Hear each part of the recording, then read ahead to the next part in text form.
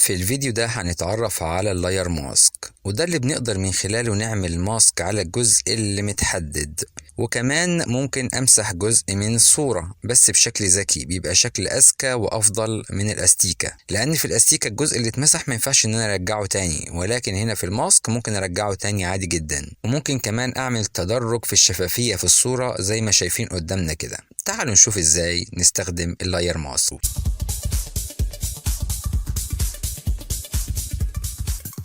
اللاير ماسك ده مكانه اهو.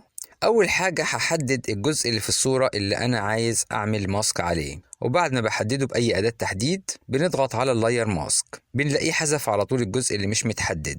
الميزة هنا ان انا ممكن ارجع تاني الاجزاء اللي انا حذفتها دي، ده من خلال اداة الفرشة. بختار الفرشة، ولو لونت بالفرشة باللون الابيض هلاقيه بيظهر لي الاجزاء اللي انا مسحتها، ولو اخترت اللون الاسود ولونت بالفرشة كده بيمسح اجزاء من الصورة. هلاقي الماسك اتعمل معايا بالشكل ده. ممكن الغي اللاير ماسك ان انا بضغط كليك يمين وبختار Disable Layer Mask.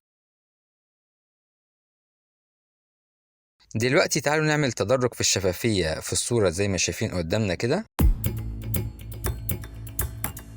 هنختار الصورة اللي ورا ونضغط على لاير ماسك، ونختار أداة التدرج اللي هي الجريدينت تول، وبعدين هنطلع فوق ونختار التدرج الأبيض في أسود، ونرسم خط من تحت لفوق واحنا ضاغطين على الشيفت. كل ما الخط ده بيكون طويل كل ما التدرج بيكون أكبر، أو نعومة التدرج تكون أكبر، وكل ما الخط ده يكون صغير كل ما التدرج يكون صغير. بس كده.